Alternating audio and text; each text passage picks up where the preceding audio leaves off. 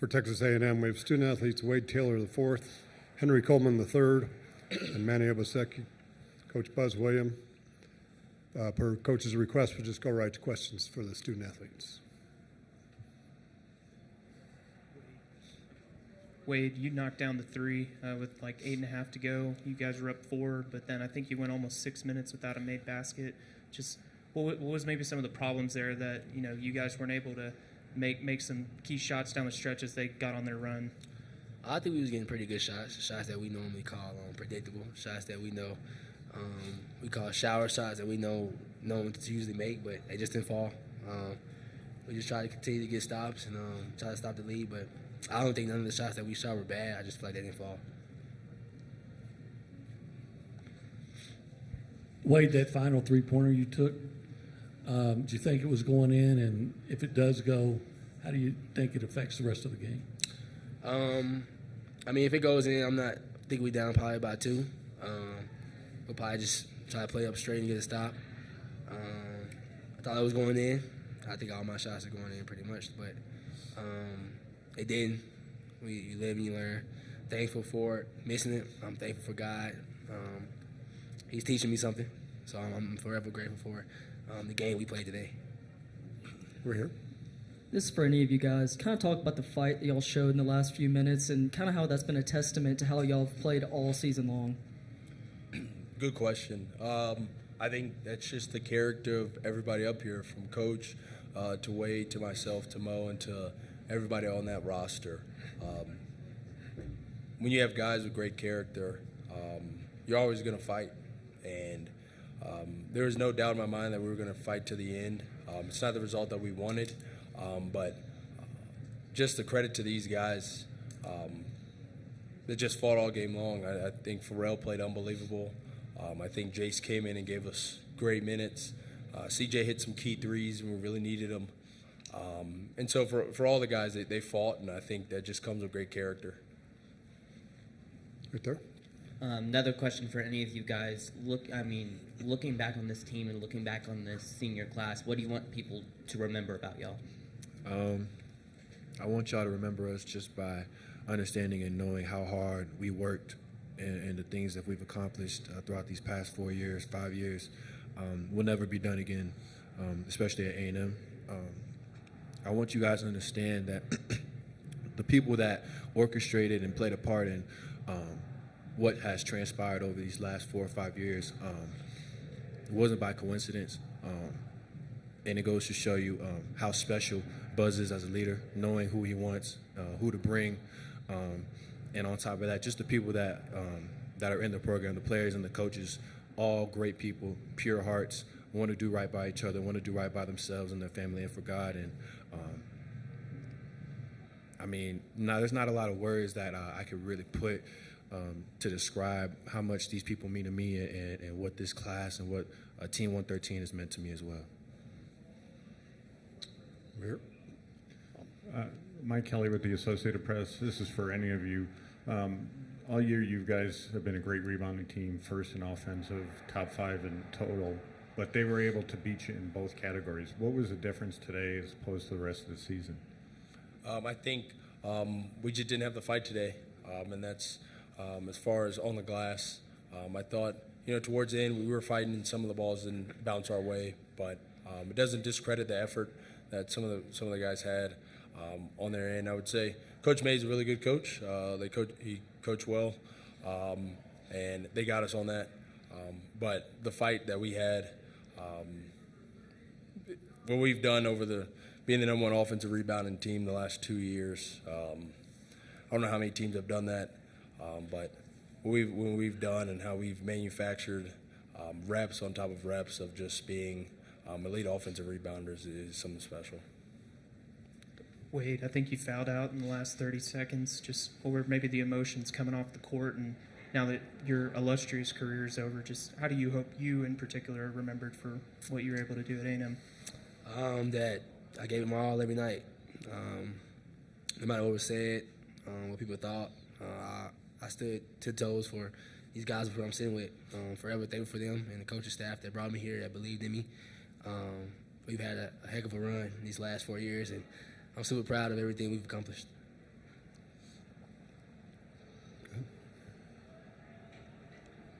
Henry, after the game, it looked like you guys were huddled up there for a minute on the court. Just what was that moment like? Maybe what was said and who kind of led that in the circle? Everybody kind of spoke. We thank God for wins and losses. I think it's foolish if you don't believe that God has orchestrated this for all of us to come together, for all of us to have our families meet, and for all of us to just be right here in this moment. We're just super thankful for it. It's not the result that we wanted, but I think the faith that we've had this whole time with these guys, with Coach, with the coaching staff, has been unbelievable. And for these two guys right here, a lot of stuff was said on them early in their career, but I think it's two of the hardest working people you'll ever meet. Two people who are super respectful, two people you guys never saw in the paper doing anything stupid, two guys that handle themselves in the classroom each and every single year, honor roll students, scholar students, dean's list students, that had an impact way beyond basketball. And so for these guys, their faith, how they've handled, the good, the bad, is just unbelievable, and I'm thankful for them. Anything else for our student athletes? Go ahead. Yeah, Wade, this is going to be a totally different team next year with so many of you guys leaving. Just with what this group was able to do, how do you hope that can maybe set up the program moving forward? Yeah, I think we set a really, really good foundation of how Texas A&M basketball looks. And a lot of people want to be a part of this now because of what we've done so far. I think that's a good thing to look at. We have a lot of guys in that locker room right now that's ready to fight, that's been watching us work, and they kind of know the recipe and how it goes. So I'm super excited to see what Coach and them have going on next year. I'm pretty sure that we'll be hands-on and making sure that we're locked in with them no matter who comes in as far as players. But we're just thankful to be here. We're thankful for the opportunity that we've had at this school and what this school has done for our lives. Yeah, can I say one thing just about Texas A&M as a whole? It's impacted our lives, truthfully changed all of our lives, and I think we're thankful for it. It's changed my life, and so we didn't hit every shot, we didn't get every rebound, we didn't get every steal, but we damn sure tried, and that's one thing you'll never ever say about this team is that we never tried. And even when everybody tweeted stuff about us and we saw it, we always tried and we always put our first foot forward and we kept it going.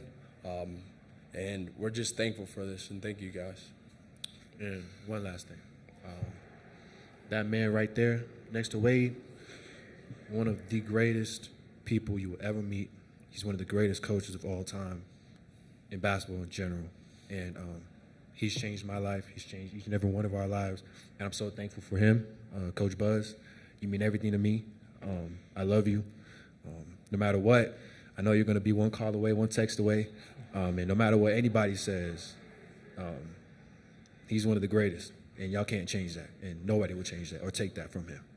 Thank you. Okay, we'll dismiss the student athletes at this time. Thank you, man.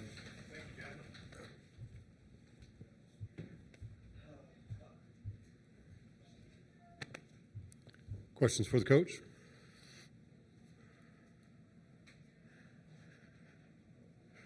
Go ahead. Buzz, just what was the locker room like afterward when you guys were able to meet, and just maybe the emotions and time that y'all had back there before you came up here to the podium? Yeah, I'm sorry it took so long. We've done the same thing all 18 years that I've coached. And I'm not saying it's right, nor am I saying it's wrong. It's just how we go about things. Anybody who just played their last game, everybody in the organization puts their right hand on that person, and I pray over that person. So if I violated the timing of all of it, it's just because we had 8 of them in there. And so that's all. We don't address the game. I pray over them. Everybody in the organization knows that's what's coming. And when I say amen, I head this direction. We're here. What do you wish more people understood about this team and this group of seniors specifically? Ian, respectfully, the opinion of others doesn't impact me. But what has impacted me is the relationship with these guys. Obviously, it's an emotional time. We wanted not only to win for the right reasons, we also just wanted to continue to stay together. And I know that sounds maybe like fluff. It's actually the truth. And so I forgot your question, but I've quit looking at all of that stuff, and I know that it comes with it, so I'm not complaining. And I understand the exposure is part of why all of us are doing so well. And so I'm not comparing my job to people who are saving lives and protecting our freedom in any sort of way, nor am I a simpleton in understanding how complex this industry has become, like all industries, including yours. But to have the lifelong relationships that have been created here over a long period of time is very rare. And so I'm honored and humbled and thankful. We're here. Buzz, Farrell had an incredible game with 26, but his last basket came at 9:59. What did they change in the last quarter of the game to stop him from scoring? I don't know what Coach said on your question on that. I thought Gochi did a good job. I don't think that we finished at the rim at the rate we need to, and I think we fouled way too much. We played with a low turnover rate, but for us, we are dependent on shooting more balls from the field and from the free throw line. And so to get in the bonus, to allow them in the bonus so quickly, both halves, goes against us. And then we are reliant completely on extra shots from offensive rebounds, and we are reliant and dependent on only allowing the opponent one shot. And we did not do as well as our averages up until today from a defensive rebound perspective or an offensive rebound perspective. Let's go back here. Coach, I just want to go back to something that you said just to begin the press conference, that you pray for your players afterwards. Why is it important for you after the season to pray for them? And can you give us an example of what do you do pray for them, or how do you pray over them afterwards? Yes, sir. A part of that started, I guess, when I was 33 years old. I didn't know what to say. And not because I'm overly spiritual, nor am I a good person. Sometimes, even with my family, when I don't know what to say, I just pray. And, being on a team is special. And I wasn't ever a good player, but since I've been 12, I've always been on a team. And it's taken me away, like all coaches, from some level of normalcy with your family. But my family's been so supportive of my career, and this team 113 for Texas A&M, it ended 45 minutes ago, and I don't think that I'm not smart enough to say anything that would solve that. And so it's what I've done every year, and every prayer is different because of my relationship with that young man and with their family. And so I just try to be precise despite being overly emotional in letting them know how much I love them, letting them know how much I care for them, and letting them know that no matter where they go or where I go or who's the coach or where they play or if they don't play, none of that impacts the relationship, and that I'll always be there to support them.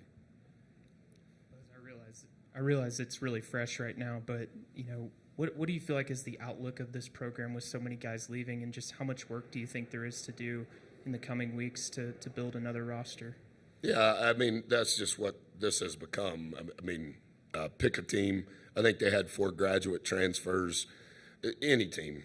I think, Alex, what we've tried to do is just because everything is happening at such a fast rate is how can I be present in that moment, and how can I help everyone within the organization to be present in that moment. And that's so hard to do. Sometimes it's emotionally hard to do, like now.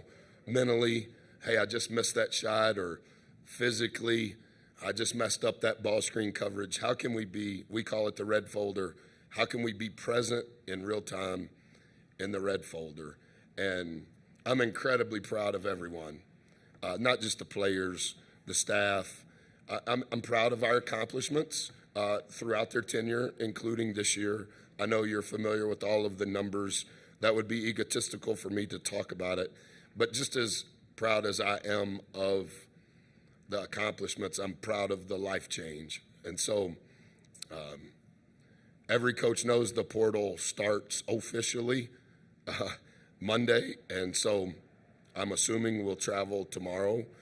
I would think that our staff is way ahead in regards to where I need to go and who I need to call and what I need to do. And that's just, that's prevalent regardless of program. And like any coach, you want to put together the best roster with the right people that you can per year. And the build for the future sort of thing, I don't know how much that applies, but I think our staff has been good. And each year I think we've been a little better in how we've assimilated our roster. Time for a couple more questions here first. Yeah, Buzz, from your perspective, what do you think caused the struggle that in that part of the game when Nebraska? I'm sorry, Nebraska isn't what I'm talking about. We When played Michigan, them. You were at that I was thinking game. about last year when Michigan made that run to take the lead, and that y'all weren't able to come back. My brain is completely fried, Olin, but I do think at the 8-ish minute timeout, I don't know if he called it, I called it, or if it was the media. I think we had 70 points. And you've watched, I think, nearly all of our games. We were doing really well. We averaged 71 points in SEC play, and we had 8.5 minutes to go with 70. We didn't finish at the rim. We got them into the bonus too much. We didn't shoot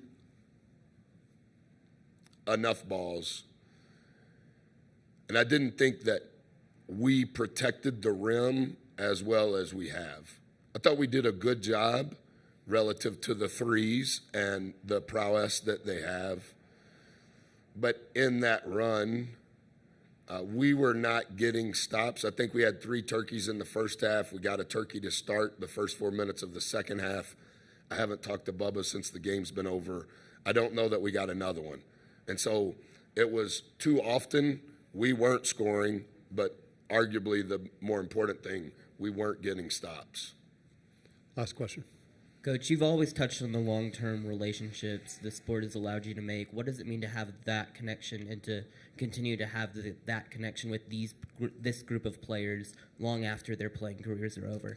Yeah, Ian, I have like 4 friends. My wife would be number 1 on the list. I try not to count my children as friends, but I only have 3 other friends other than my wife. And I know this comes across the wrong way. I hired 2 of them because I'm so friendless. But I do think the transformational relationships, the true love in our program means no agenda. And we haven't had an agenda. We want to help them be better players, but we want our program to be total development. And I think the development that these long-tenured guys have had has been life-changing. And I do think they're better players, and our teams have continued to improve, but someday they're going to be old and can't play, and someday I'm going to be old and can't coach. But I think that the relationships were built on faith, hope, and love is really cool. And not to sound